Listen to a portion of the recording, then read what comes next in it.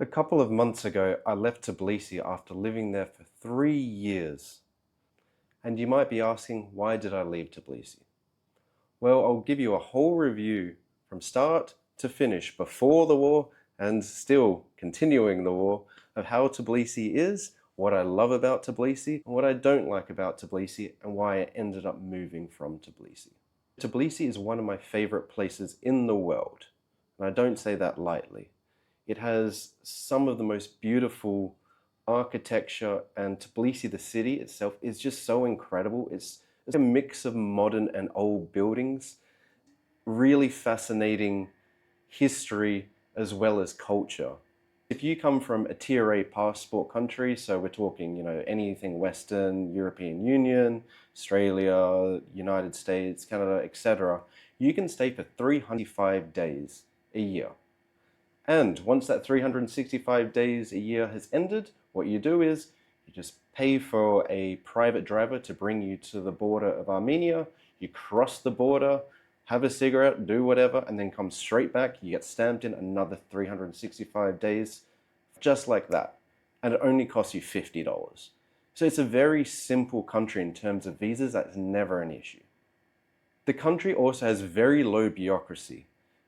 Out of all the countries I've ever been into my life, by far Georgia has no bureaucracy. If you want to get anything done with the government or banks, it is so simple. You want a bank account, you can just pretty much provide your passport and get one in a bunch of different currencies. By the way, I've made a video on that in my Life in Tbilisi series. I'll put it up here if you're interested. But everything is so simple. I bought an apartment there, and it was as simple as just getting my lawyer to bring me to the place with the seller. There's this big mushroom building. It's a government building. In 2 hours, I bought an apartment. Just like that. Everything done. That is unheard of in Australia, where I'm from. That just doesn't happen. It's so simple to do things. It's an extremely safe country. So I've never felt more safe in a country than in Tbilisi, or Georgia, but Tbilisi in particular. It's so safe. The only place that I've felt is actually safer is Dubai, but that's pretty much the safest country in the world as far as I'm concerned. But Tbilisi is very close to that level. You're not really going to bump into many issues. The only issues that you'll bump into is kind of like the gypsy kids that are around the center. They're pretty easy to point out. Just keep a hand on your belongings and just ignore them. The warmest and most hospitable people in the world is the Georgians. So once you've met a Georgian friend, you've met a friend for life. They will do anything for you. Every Georgian friend I have made, I can always call them whenever I need help or something just to speak to. They will always pick up the phone and they will go out of their way. They will drop what they are doing and they will help me out. If I wanted to have a night out with them, they'll come out with me. They'll knock on your door and they'll bring you food if they're your neighbors. It's just the most nicest people, most loving people. And if you go to their house, don't think that there's going to be one meal or anything. They are going to cover the whole table with food, as well as your drink will never be empty. The second it gets close to the bottom, they'll fill it up. And you will get hammered by the end of the night, unless you tell them to stop, and they'll probably keep pouring drinks. So just great, awesome people. Now, wine. The wine is the best in the world. It's known as the birthplace of wine. I know it is a debated topic, but it has been scientifically proven. The wine is incredible.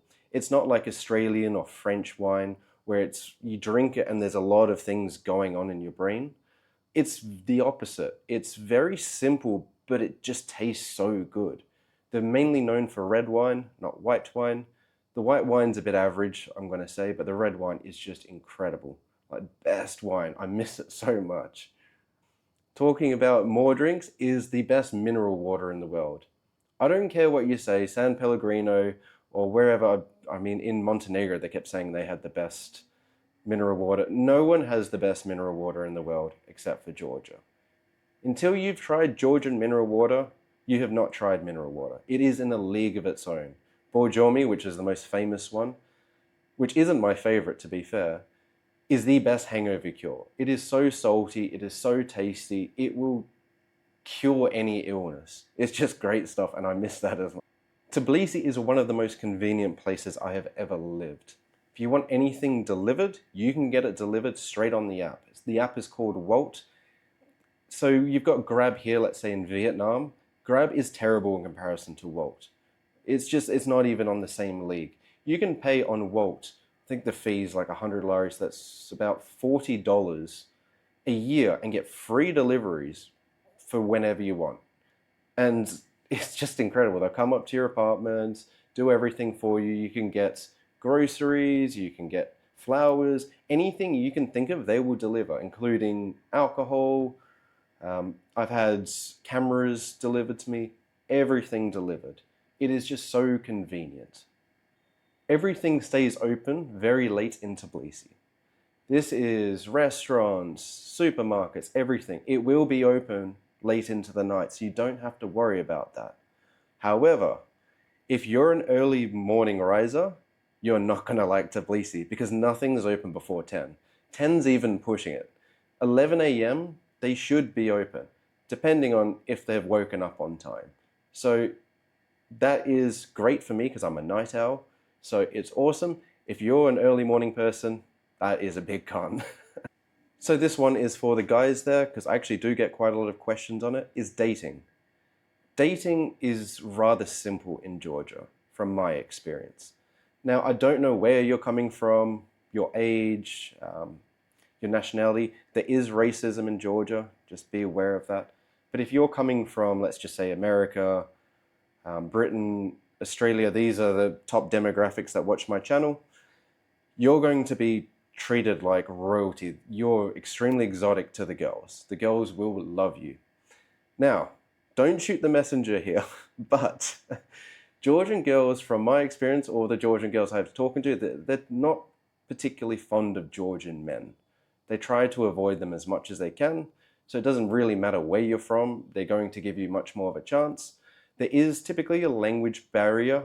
English is getting better with the younger generations, but they're very shy to talk it, so you're going to have to work a little bit more. And Georgians in public are very withdrawn, so it's going to take you a little bit of work, but you can definitely go on Tinder or whatever and speak to Georgians. Just be careful. There is a very common scam that if a nice pretty girl is talking to you and trying to bring you to a bar, especially a particular bar, do not do it.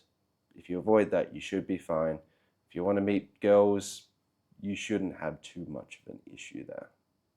Now we've got the cons. The cons, we've got to start with the biggest one, which is the instability, political instability of the country. In the 3 years that I have been in Georgia, I cannot count how many protests I have seen. It's well over 100 by this point. Protests are normal in Tbilisi. The Georgian people are very strong and they're very nationalistic and very prideful for their country.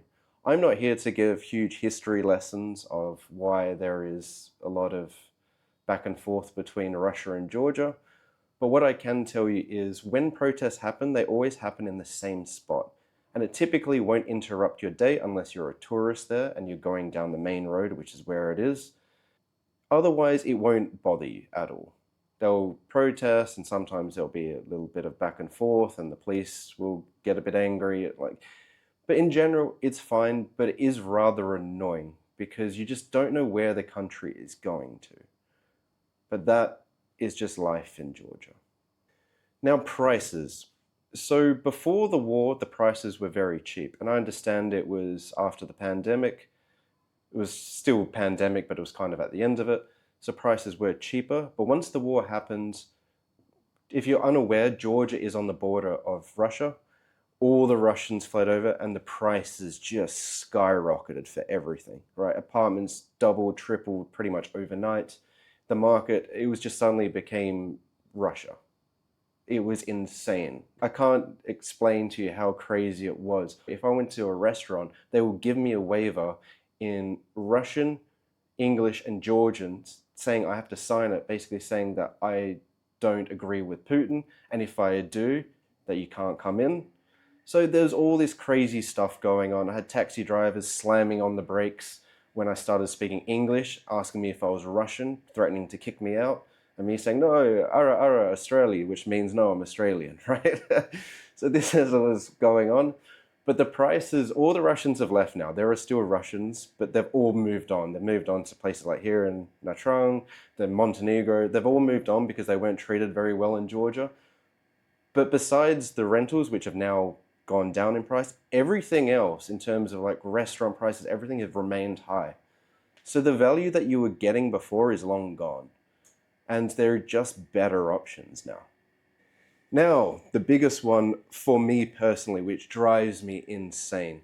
This was probably one of the biggest deciding factors of why I left the country, and it's the customer service.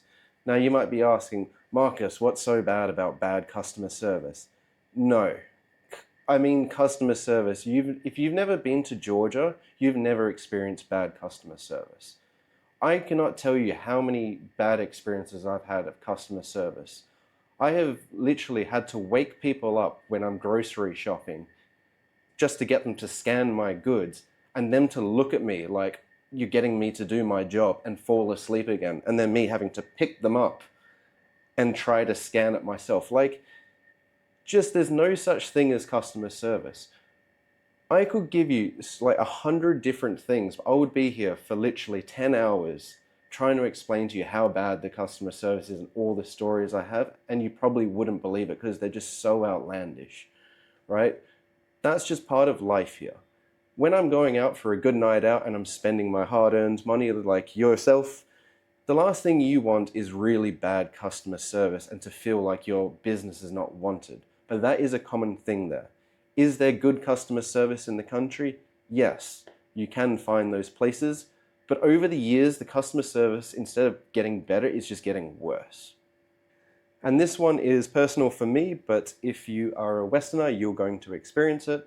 When you speak English, everyone's going to assume you're Russian. Now, in Natrang, when everyone assumes I'm Russian, there's no problem. I have no issue with it.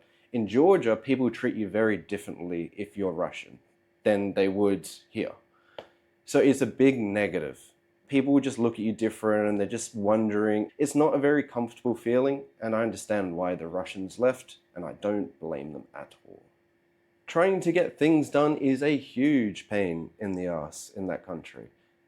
To get an air conditioner installed in my apartment, I had to pay for an air conditioner. I asked, when is it going to be delivered? They said, we don't know. And I'm like, what do you mean you don't know? And this is from like a big store. They said, maybe today, maybe tomorrow, maybe a week. This is a typical thing in Georgia. It's like, oh, today, tomorrow, a week, a month, who knows? You just never know. And then when they're in the car with your stuff, they'll call you saying we're 10 minutes away, expecting you to be home. It's just kind of things like that's annoying. The people that installed my air conditioner unit, they came I got them to do it at 1 p.m. They rocked up at 6 p.m., started installing it for 2 hours, decided to go and have dinner, I was in bed at 1 a.m. trying to fall asleep, and I hear a knock on the door, and they installed my air conditioner at 1 a.m. Like, just weird things. My apartment at the moment has this huge leak that happened and damaged my neighbor's property. My insurance company is taking forever. I've got the apartment owners below me abusing my tenants in my house, stealing my water taps. The insurance company is like, we don't know how long it's going to take. The police came to try to resolve the situation to get my stolen goods back. They said we would have just done the same as your neighbors and said, we're not going to do anything, walk down. Like, just getting things done is just near impossible in that country, and it drives me nuts. Like, after a year or two of it, you just start to lose interest. Sure, if you're not owning a property and stuff, you're not going to have to deal with that much annoyance in comparison to what I deal with, but it just drives you nuts. Nothing is simple to get things done in that country. You've always got to know a person that knows a person that knows a person. It's just one of those places. So shopping. Shopping is very terrible in Tbilisi. Electronics are extremely out of date. They'll sell them like they're new, but they were from 2 years ago, and they'll charge 20% extra than what the new model is every other country is selling because of the import tax is very high. You always have to also question if it's real or fake. That's just part of life, unfortunately. But it's not all bad. You can get good items, but in general, it's a bit frustrating. There is no Amazon. You can get Amazon stuff delivered through Amazon from America through like a package forwarding service, and you have to pay them money, but it's done by kilo. And if it's over $100, you got to pay like a bunch of tax, and it gets confusing and it gets really expensive. So it's not a simple place in terms of shopping. So if you want to do your shopping, especially electronics, go do them in Turkey. If you stop off in Turkey, go do it there and then bring them over. So the quality of food. So this is the exception. Vegetables are fantastic in Georgia. Anything else besides that, especially meat, is pretty much atrocious. So I know my Georgian friends always will argue with me and say our meat is great. I'm sorry, it isn't. And you can call me a Western pleb coming from Australia with some of the best meat in the world and being spoiled. I get it, right? I 100% get it. But when you're trying to get meat, which isn't readily available, by the way, fresh meat is only available in specific stores. If you go to a local convenience store, they will not have fresh meat. You have to get frozen, which is its own thing. But it just starts to wear you down because you just want a nice bit of fresh meat. There is a nice place called Blonstein. If you're in Tbilisi and you want to know where a good place to get meat is, it's the best in Tbilisi, but it does cost quite a small fortune. But that is the only place I have found that has good quality meat, which is surprising because Tbilisi is such a diverse place and they could have a lot of cows, but they don't. So I don't actually know where the meat comes from. They don't really sell T-bone steaks and stuff. They do, but it's just not high quality and there's only small places. I just don't know what they do with meat, but it's just not great. But in conclusion, despite all of those cons and the negatives and all the pros that I mentioned, I love Tbilisi, and if you haven't been to Tbilisi, I highly recommend you go. It's one of the most unique places in the world. I own property there, so that just shows that I do love it.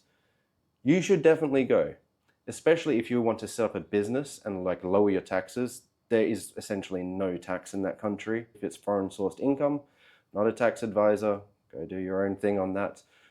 But if you're a businessman, you want a second base, you just want to get away from your country for a year or try something different, go on a completely awesome, unique experience, Georgia, Tbilisi is one of the highest recommended places, I will say, and you can make up your own mind about it. I know plenty of my friends that live there and love it, and I'm sure you will too. Thank you for watching.